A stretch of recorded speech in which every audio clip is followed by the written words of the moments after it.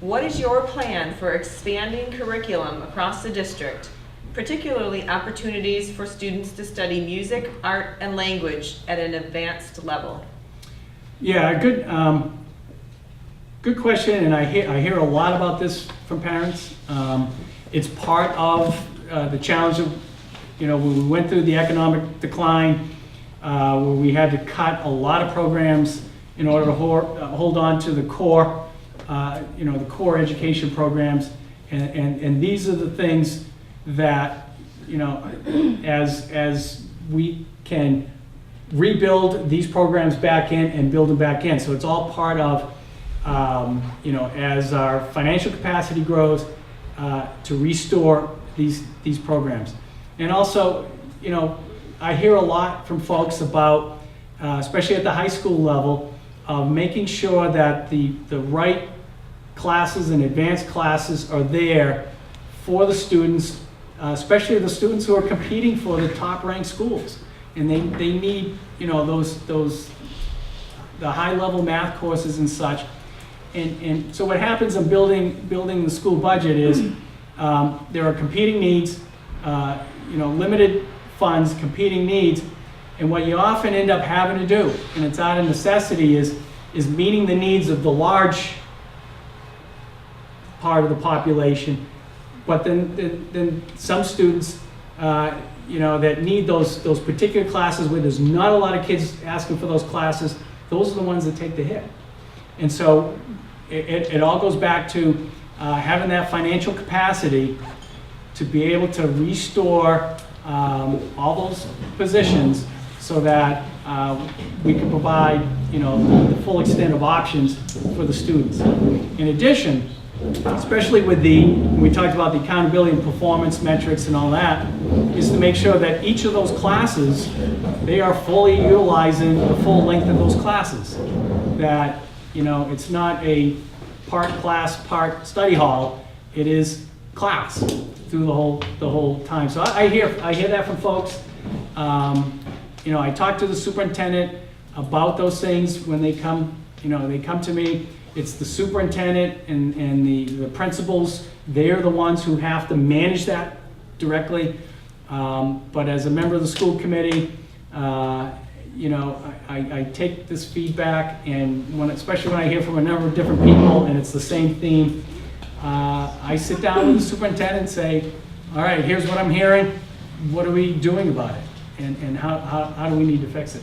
And it helps the school committee as far as its effort, especially during budget time, of how do we allocate these resources so that we can meet these needs.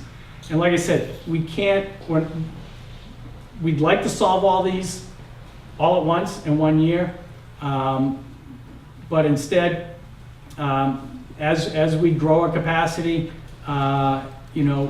we're trying to work our way through so that we can fully restore everything that took a hit over the last 4 years of an economic decline. And I would say this, despite all of these challenges and despite what we've been through in the last 4 years, looking at the MCAS scores, we've done very well as a district. We've done really well. There are areas that we need more work on. The areas that were identified as challenges, middle school, the math and English, phenomenal improvements. So we have the ability within our system that when we focus on these type of problems, and I think it's proven with the improvements that we've seen in MCAS, there are the folks in the school system that are willing to roll up their sleeves, work hard, make tough choices, and we've seen the results in the current MCAS. And when you look at, especially in the local paper, they want to do all the comparisons.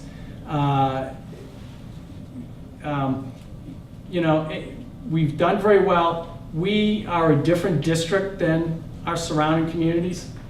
We have, again, they like to compare us in their report. 30% of our students are in the meals on the low income meals program. Their report has 15%. We have 19% in special ed. I forget what Newburyport's is. It's nowhere near that. So as a district, we have our own challenges in regard to the demographics that we have and the population that we have. So when you compare us on MCAS scores to our cohorts that the Department of Ed compares us to, and what they do is they select other communities that are demographically similar to us. And when you make that comparison, we have done outstandingly well for that. If you want to compare us, be it Newburyport, Wellesley, Wayland, Concord, Newton, all the very wealthy communities, they have an advantage. What we do is we have the cards that we're dealt, we have the population that we have, that's what makes our community, and we are doing the best we can for them, and by those measurements, we are succeeding in nearly all the areas, and where we're not succeeding, we are focused on it, we know it, and I expect to see improvement in those areas where we've, and in fact, the areas that we slipped a little this year, they were like a small slip in a couple areas, and in other areas that were very challenged, huge improvements in the areas that were identified where we needed to work. So I'm very pleased with the results of MCAS, and I'm very pleased with the results of our education system and the folks that are doing the work.